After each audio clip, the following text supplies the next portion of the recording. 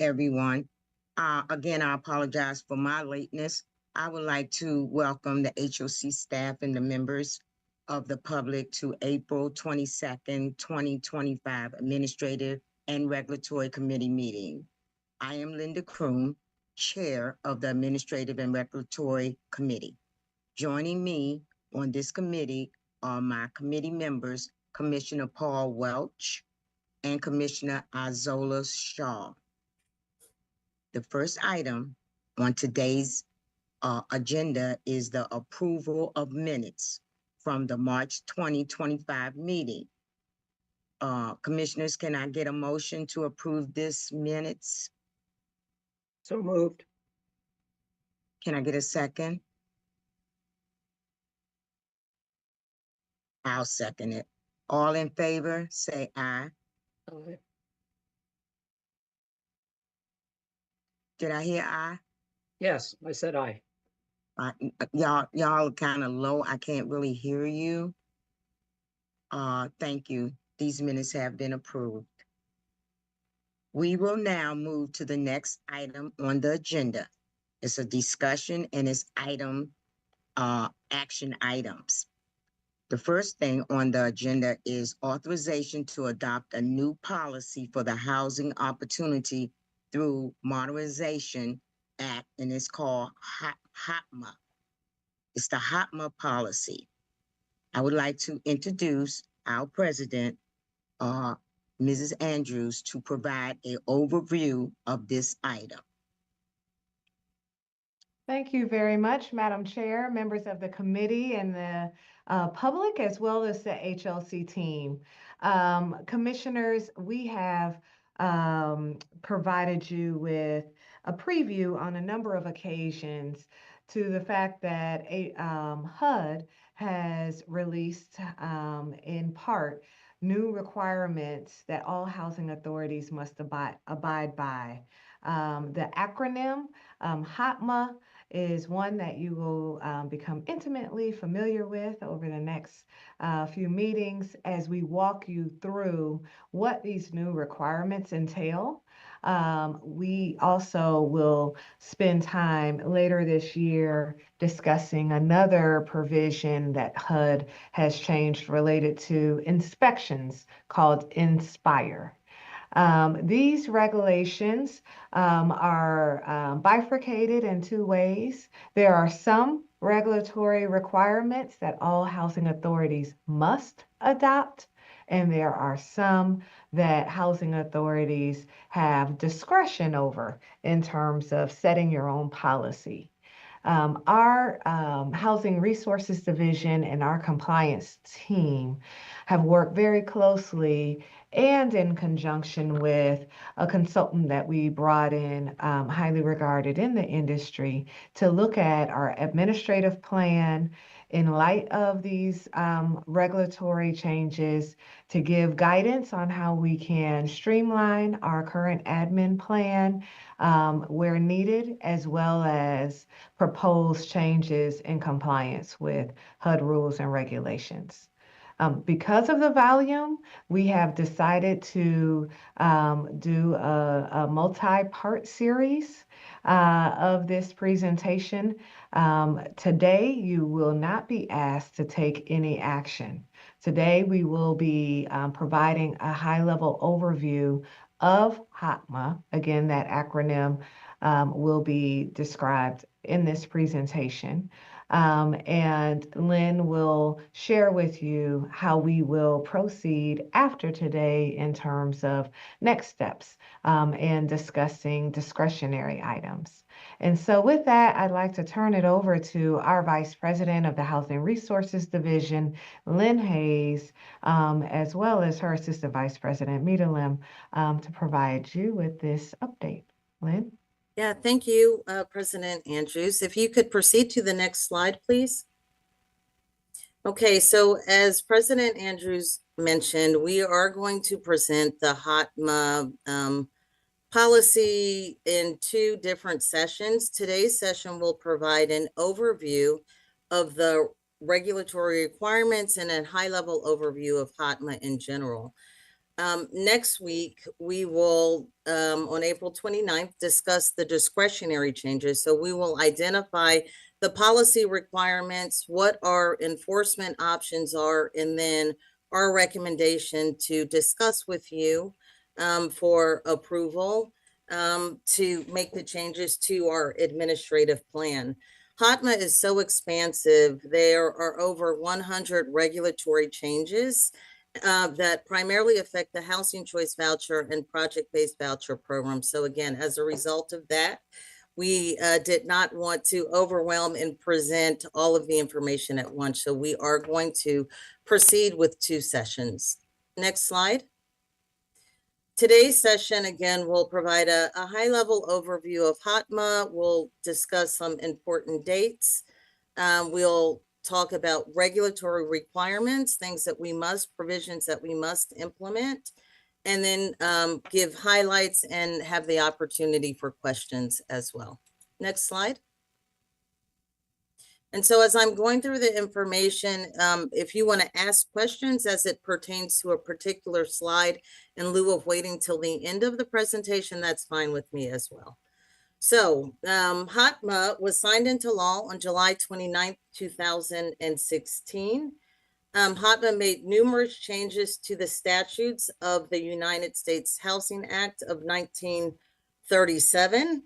On February 14th, 2023, HUD published a final rule revising the regulations related to income and assets. And these rules are described in sections 102 and 104 of HOTMA.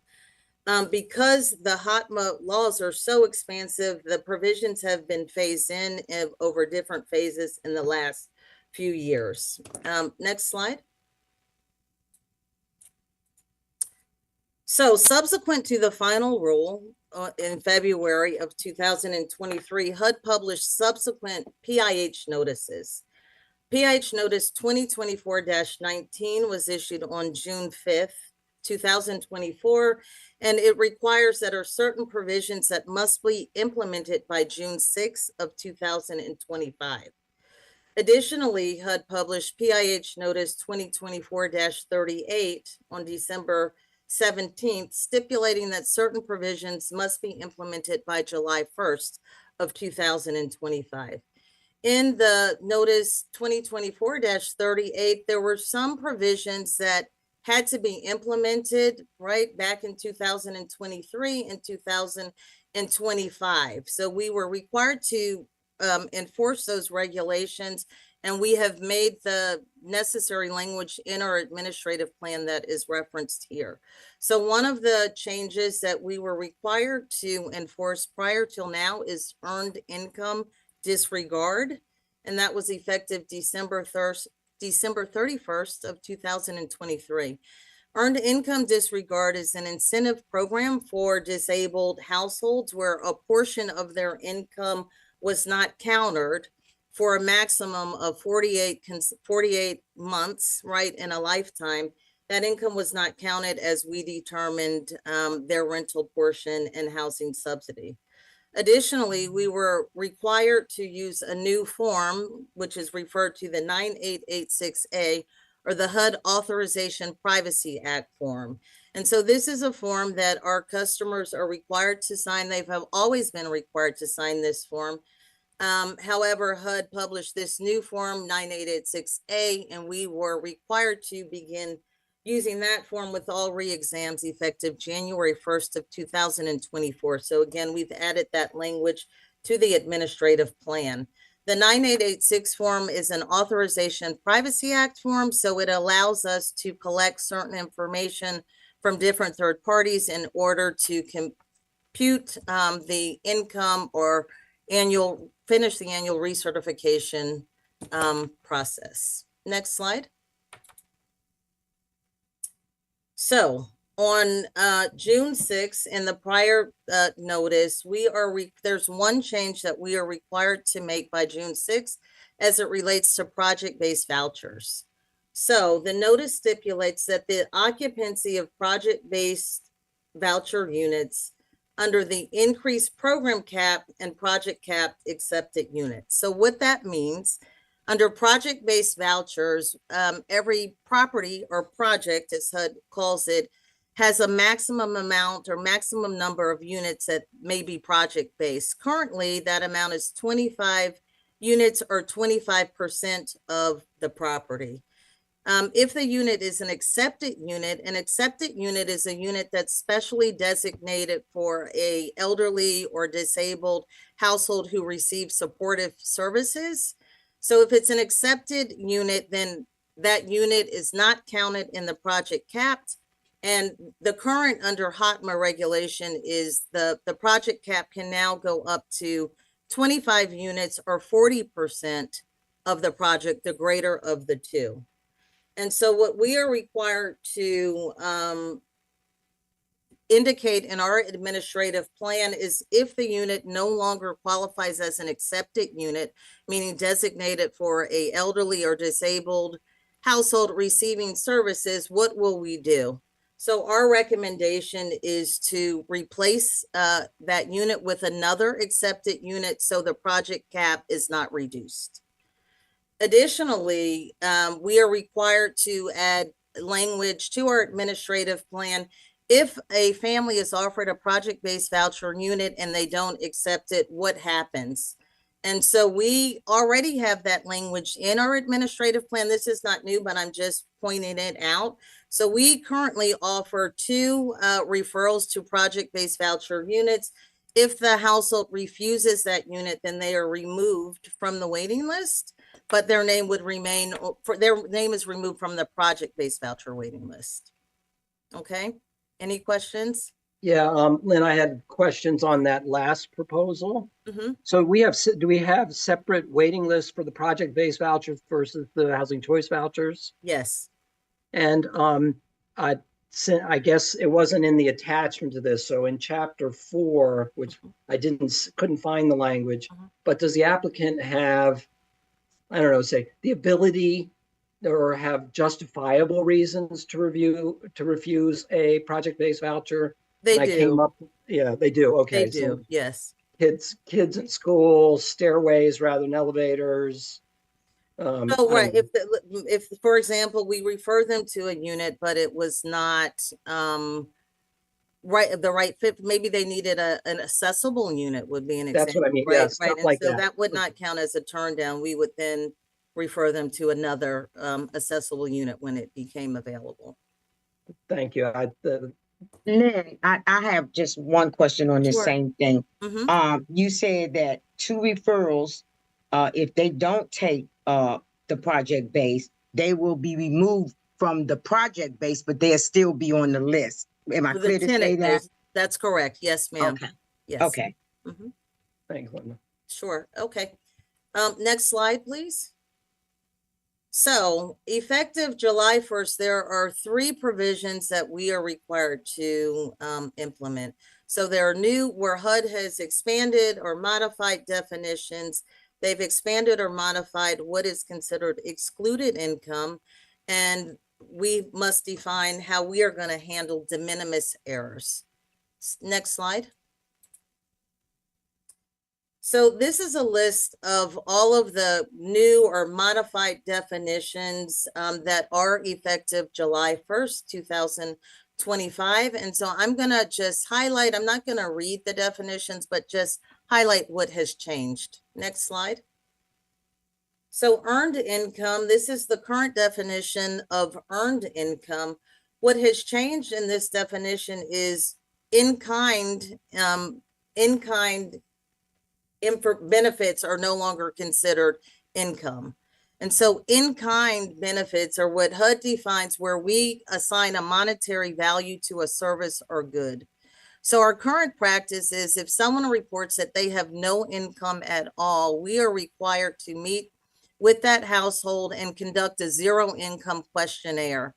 In that questionnaire, we ask certain questions, how families, how do you pay for your cell phone? How do you pay for your toiletries? And then based on their response, we assign a value to that. So that is now being omitted, which is a good thing.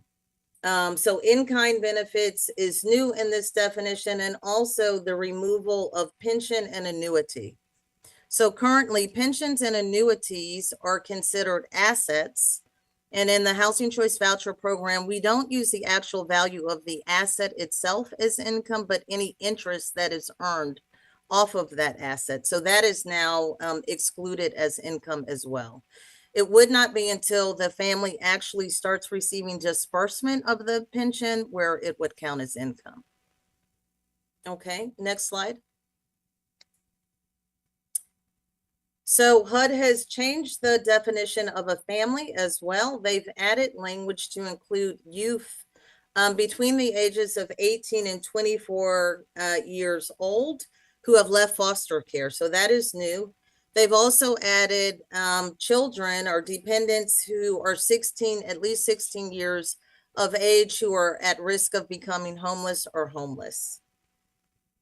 They also have added, I guess the reason why they have indicated the foster care definition, the dependent definition was revised to exclude foster children and foster adult, is because we don't count income of foster children and foster adults as we calculate income. Next slide.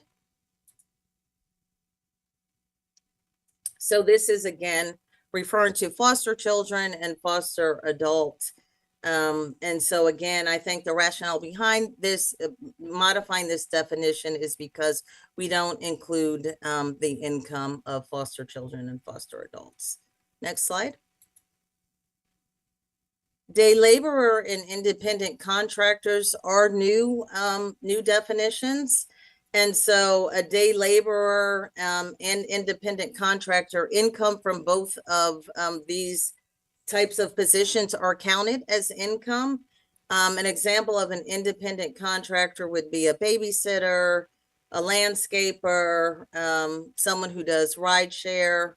And so these are new. And what's not listed here is also seasonal workers. That's also a new definition. And so seasonal workers are just that individuals who work in a particular season. So it might be someone like a lifeguard who works only in the summertime, or someone who plows snow who works only in the winter time. But again, these categories are new definitions and we're required to include them as income sources. Next slide. The medical care and healthcare expense definition has been revised to reflect the same language in the IRS. So HUD has made this definition align with the IRS definition of what is a medical or healthcare expense. Next slide. Excluded income. So HUD has clarified or updated definitions of income exclusions. A real emphasis is on non-recurring income is excluded from annual income. So this is a list of types of income that we don't count. And I'm gonna, again, just kind of highlight what's new in this list, because many of these items are not new. So from this slide, the only thing new is in-kind donation. So that's no longer counted as income.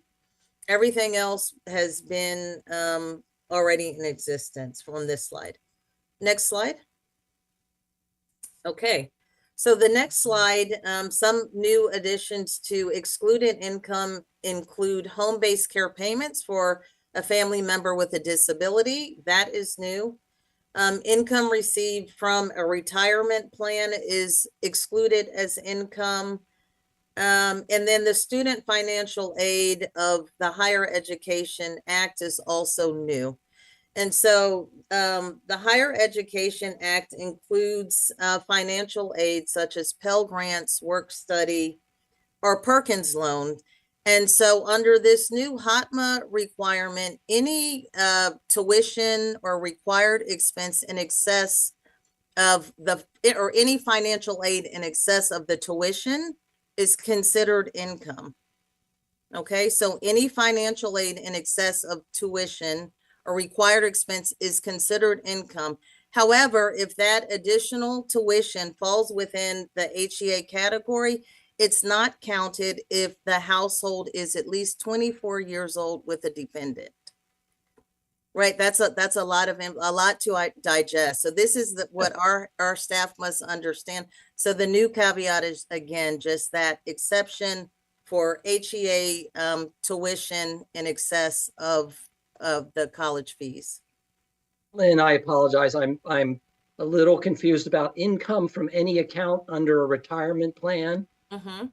Is the distinction that if someone takes a required minimum, no, it's not. A required minimum distribution is treated differently than, say, a pension plan that pays me monthly for retirement? I think it would be the same. So right now, both of those categories are considered assets. They're not income. So if you have a retirement plan with, let's say, $100,000, we don't use the actual $100,000 to count as income. Rather we use any interest that you earn off of that account. So that is now excluded. Where HUD is eliminating that. So we no longer count the interest off of either of those accounts that you just referenced. However, when you start actually receiving the benefit or the disbursements, that will then count as income. Okay, got it. So the distinction is when it's sitting in a retirement account, it's safe. When you Right. start taking it out, it's counted. Exactly. I got it. Yep. Thank you. Sure. Okay, next slide. De minimis errors in income. So HUD defines the de minimis error when we calculate the income incorrectly of a household by no more than $30 per month. So this is one where we are asking for a modification to our administrative plan, how we are going to handle when we make an error of this nature. And so this is something really that is actually, it's already in existence. So when we realize that we make an error, our system will actually auto-correct or capture the over or under payment. So Yardi is our system of record. If we miscalculate someone's income, the family is not penalized, so there is no retroactive penalty as we would make those corrections. Going forward, the family would, however, receive notification if their portion of rent is going to change. We would provide them with a 30 days notice of their new rental portion. Okay, next slide. So now I'm going to just give kind of some general overviews of HOTMA, and we will really kind of get more into these issues, these provisions next week. But I wanted to just kind of share with you. So the regulatory requirements really are not that much that we have to do by June 6th and July 1st.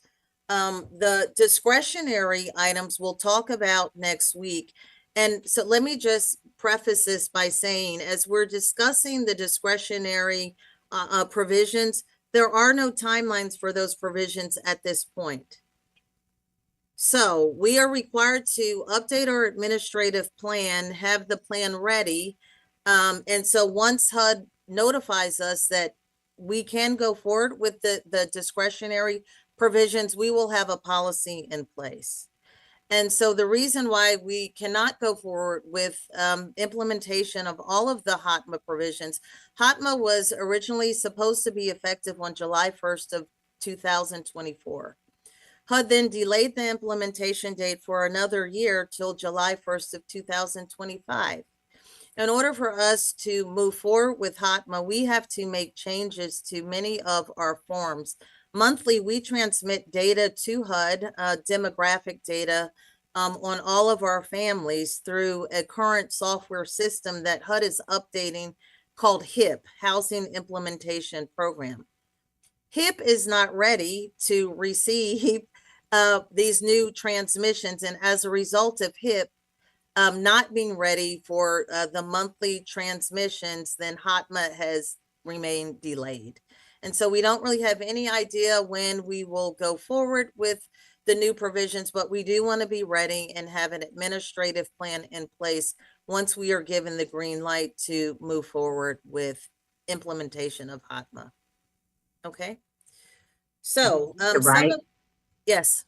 Okay. Did you have a question, Commissioner Kroon? No, I said that will be this year that HOTMA starts, right? We don't know. It was supposed to start in January of 24. And then they've delayed it till January of 25. And then they issue these kind of supplemental notices. And so incrementally, right, we are implementing just certain provisions right through subsequent notices. But again, the holdup really is the software system called HIP, which is HUD system. And then we would work with, our software vendor Yardi to make sure that we can transmit Okay. the required information to HUD. Now I understand that part. So when will our residents know about this? When we know. We've given our residents a general notice informing them that HOTMA is coming and the Okay. provisions that are effective July 1st. And we will host some town hall meetings next month to meet with them and give additional information and answer any questions. So we have 2 town hall meetings planned next month. Okay. Yeah. Thank you, Lynn. Sure, of course. Okay. So some of the changes that are coming down the road through HOTMA is raising the threshold for imputed assets from $5,000 to $50,000. What that means currently, if a family has an asset, if the asset is $5,000 or more, we have to determine the interest that they gain from that. And so we use that either by the actual interest rates or a HUD rate that HUD gives us. We use the higher of the two. This new regulation is raising that threshold from $5,000 to $50,000. So that's really more beneficial, for our families, where we're now not counting or computing interest income, right, until families have assets of at least $50,000. The elderly deduction is increasing from $400 to $525. And so that will be effective at the next interim examination or annual recertification, whichever comes first. That deduction amount will be adjusted annually for inflation measures. So the current adjustment or change is $525. However, that may change annually every year, and HUD will make that announcement to us. The medical expense threshold for unreimbursed medical expenses is also increasing from 3% of gross income to 10% of gross income. What that means is to receive a medical deduction, a household must be elderly or disabled. The head of household or spouse must be elderly or disabled to qualify for a medical expense deduction. Currently, if households have medical expenses exceeding 3% of their income, we include that amount as a deduction. HUD is now raising that amount from 3% to 10%, which really aligns again with the IRS requirement. So families who may now qualify for medical expenses might not once this provision is implemented. HUD is allowing us, so for current families who are already receiving the medical expense deduction, to phase that in over 2 years. So the first year, it will be expenses that exceed 5% of the income, the second year 7.5%, and then after that, the full 10%. So phasing it in. And HOTMA also allows for hardship exemption. So if families have hardship because of this new deduction requirement, they could request an exception. And so we'll talk about this more and when we meet next week on April 29th. HOTMA is also requiring that interim reexaminations are conducted if there is an increase in income of 10% or more. However, earned income does not count towards that 10%. And decreases in income is a discretionary policy. HUD is recommending 10%, but the Housing Authority will have the option to use that amount or less. Excuse me. And so we'll discuss that again next week as we bring the discretionary policies to place. HOTMA has streamlined the verification process So the 9886 form, or the consent form, Authorization Privacy Act form, now only has to be signed once in a lifetime. Currently, we are required to have that form signed annually every year by every household member who's at least 18 years of age. So this is a new streamlining provisions. It's only a one-time requirement. HOTMA allows us to use income verifications from other programs. So that's called Safe Harbor, where we could use verifications from other federal programs if we choose to do so. Again, we'll bring that forward next week. And lastly, HOTMA requires it eliminates a requirement to use EIV, which is Enterprise Income Verification at interim reexaminations. So EIV is really a data matching system. It's HUD's web-based software that is compiles data from the National Database of New Hires, the Social Security Administration, and the Unemployment Administration. And it's a way to data match information. As I said, as we transmit data to HUD monthly, then we look at that report to make sure that families have reported all income to us. We also can verify income from EIV, unemployment compensation, and Social Security benefits as well. So that provision is also will be elective at the use of interim examinations. Next slide.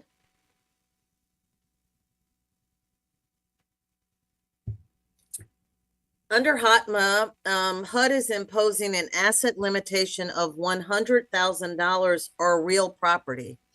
What this means for new admissions or families newly coming into our program, if they have assets of at least 100,000 or they own real property, have an ownership interest in real property, they will not qualify for the program. For existing families who have assets of this amount or own real property, we have discretion how we want to handle that for our existing families. So again, we'll bring that that policy discussion forward next week. As I mentioned earlier, retirement income and educational savings amounts are now no longer considered a net family asset. So HUD is encouraging savings for our families, which is a good thing. And then lastly, assets less than $50,000. Now, housing authorities will have the option to accept a self-certification where families can self-certify that they have assets less than $50,000. Again, this is another discretionary policy that we will bring forward next week. Next slide. Oh, that's the last one. So I will take any questions if you have remaining questions. And again, we worked very closely with our compliance team who's here, our legal team, and as we are determining the decisions. Again, it's a lot of information, but we will continue the conversation next week. Commissioners, do you have any questions? Lynn, I have a couple. Sure. Okay. So first of all, thank you for that presentation. Very helpful. It's obviously a lot of stuff. And most questions I came in with, probably I'll hold off till next week. They sound like they're more relevant next week. But the first one is related to what Linda's question. So for example, our elderly residents are going to get an increase in exclusions from income from 400 to 525. When does that start? Do we have to wait for HIP? Yes. Right. So essentially, I'm now going to be political. HUD's delay in implementing this program through these notices and stuff is costing our residents money that they could have gotten deducted from their income. Yes and no. But yeah, for this point, yes. Yeah. Thank you. And then that was yeah. You didn't need to answer. It was just a comment. And so the second thing, in the broader sense, do all these HOTMA changes have a material impact on our finances? They could, yes. they could. And so some of the like the interim policy, that's discretionary. So HUD recommends the 10% threshold, but we have the option to elect a different amount, lower. So the proposal or the requirement is if someone has an interim change, so the interim is when someone has a change in their household composition or income that is offline with their annual recertification requirement. And so if their income decrease, we will not process the interim exam unless there's a decrease by 10%. But we can elect to do less than that. And so if we do, right, then that may have some effect on our funding where we're spending more. So all of these things will affect, or may possibly affect our funding level. So if I could just add something. Hello, everyone. This is Darcel. So I agree with Lynn, but not necessarily it will not have a financial impact because the contract rent will be what it is. And right. And so you're still going to get your HUD portion and you're still going to have your total tenant payment on the resident side, which is still going to equal that contract rent. So because we're not required to do the interim, like Lynn just explained, we're not going to lose out on any money on the HUD side. We're still going to get our portion from HUD and we're still going to get our portion from our residents. Thank you, Darcel. That was kind of where my question was going, is so that even if we implement, even on the discretionary side, if we implement decisions that reduce the amount a tenant has to pay, HUD will pay us the difference up to the contract. Yeah. And then maybe back to Lynn, this is on you. I was sort of overall in this HOTMA world, what are the changes that most concern you from an implementation standpoint from our side of having to build them into our systems of monitoring rents and assets and those sorts of things? So just to go back to what Darcel said, so we are in the voucher program, we are allocated money annually, right? And so our funding levels are really based on our spending. And so HUD gives us a certain amount of money. And so if we're required to, if we have greater expenses, we will use that money quicker, right? Which then we would need to rely on our reserve balance if we have reserves. Annually, HUD, under the current administration, does what's called re-benchmarking, where they look at what we've spent, and typically they give us that amount of money with a proration factor. That's how it has worked historically, but so we'll see if that continues. What worries me most, I mean, it's so much information. So it's staff changing. The way we verify income is different under HOTMA. So instead of projecting and annualizing income, we look at the last year's data or information and use that to determine income. How we process interims will be different. The goal, I think, or the emphasis of HOTMA is really to streamline the processes for the housing authority and the residents, but it's a lot of information that it will impact our families and our staff at once. And so just making sure that the systems are working and transmitting properly, working with our software vendor is a concern. Making sure that our staff are adequately trained is something, and we have started training them already.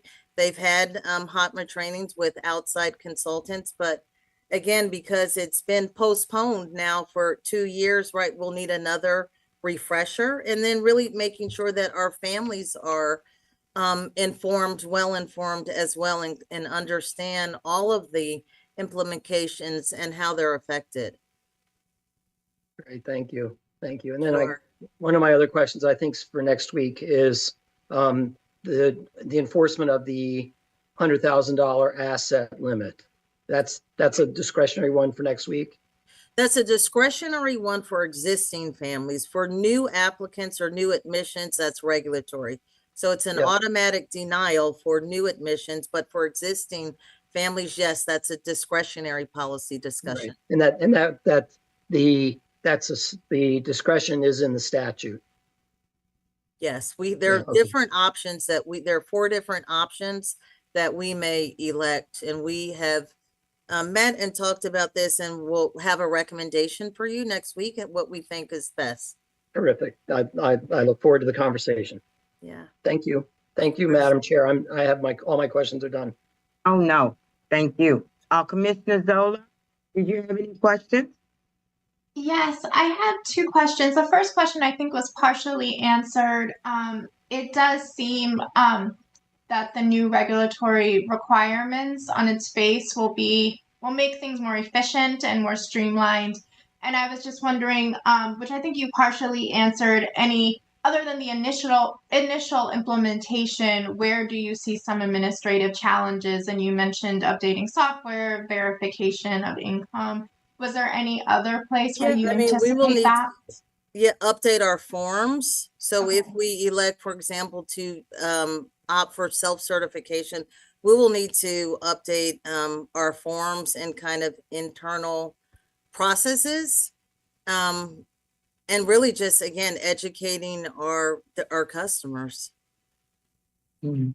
So yeah, it's a lot of information, but updating forms and internal procedures, and it's a lot of work and a lot of change at once. But we are Right. up for the challenge, and we have an awesome team. Thank you, Lynn. I And will also add, as you can imagine, we will and have already actually created a web page on our website that is a landing place for HOTMA and FAQs. The team has been very proactive in thinking about what type of questions may come. We've sent out communication in advance to our customers. We will be hosting multiple virtual sessions and thinking about how to ensure that we're able to do that in a way that allows for those individuals with different languages to also understand what's being provided here. Our call center is being trained on how to answer some of the basic questions that come in. You could expect that we would have to make sure that we're not just doing one-time training, but creating ultimately curriculum and onboarding and refreshers throughout the organization, anticipating QC and the need for quality control testing to ensure that we're following the protocols. Of course, our auditors and others will be looking at how we have applied these new rules and regulations. In addition, just yesterday, Lynn didn't share this earlier, but the team actually met with the Resident Advisory Board to go over all of the policy regulatory requirements and recommendations with the Resident Advisory Board. That meeting went well, and therefore, just constantly getting alignment, buy-in, and then making the shifts internally to accommodate these changes and our expected increase in questions that may arise as a result. Lynn, I just got one question, please. Could you just go over that 9886 form again? Can you Yes. just go over that again Mhm. for me, please? The 9886 form is known as the Authorization Privacy Act form. Mhm. And so it's a dual-sided form. And so the authorization side is giving us permission to contact other third parties to verify income.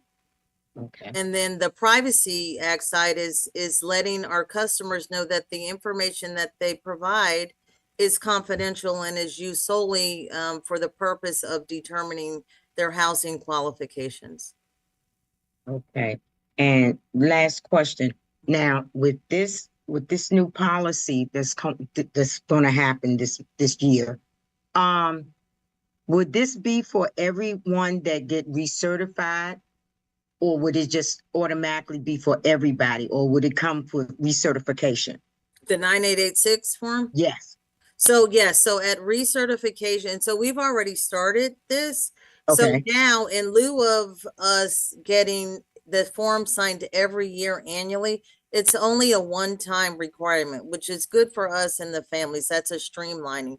So we are now, as we are conducting the income reviews, looking to see if household members are at least 18 years of age and having everyone at least 18 sign the document. So we will have it on record. And again, we only have to do it one time.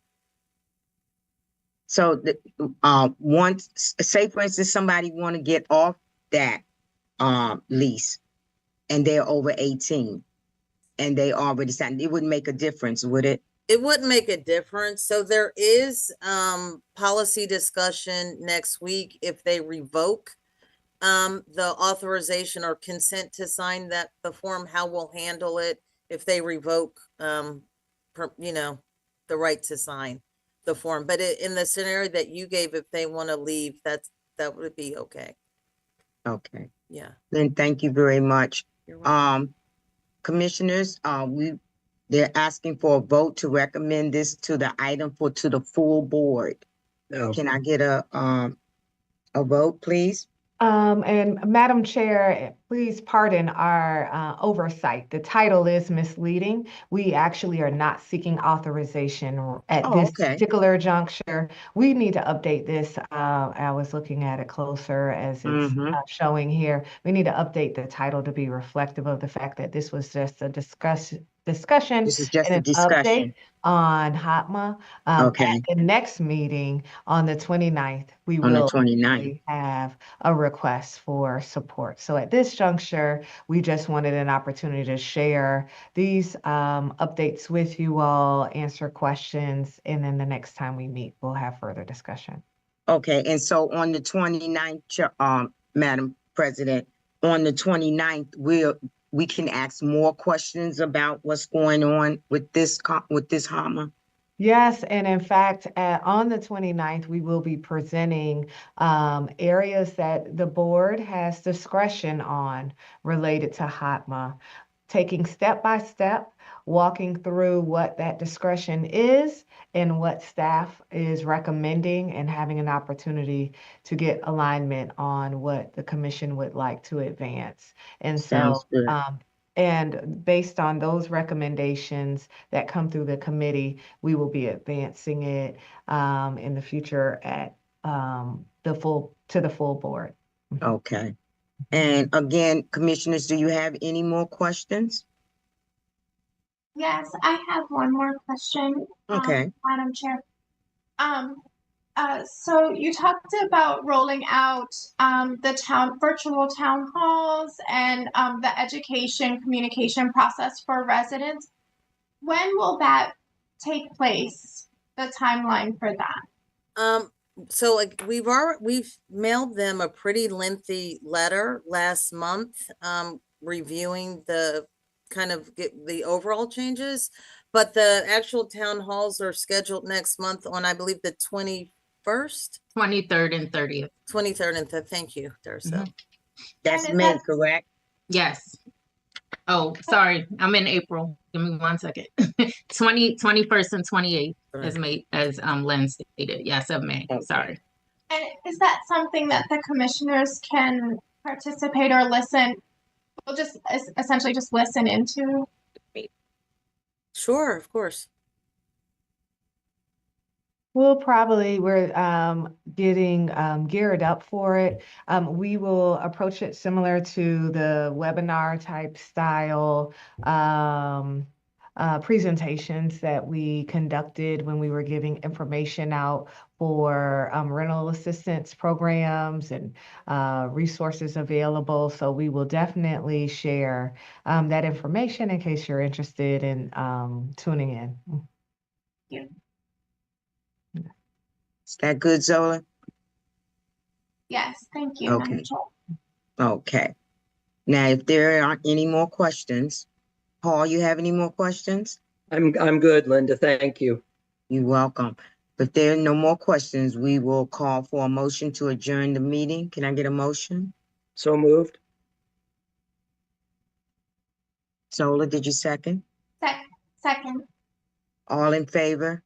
Aye. Aye. So moved. This Thank meeting you. is over at 5:04 p.m. Okay. See everybody next Tuesday. Thank Thank you. you. Thank you, Thank you. commissioners. Bye-bye. Thank you, Have everybody. a And great day. again, Thank you, team.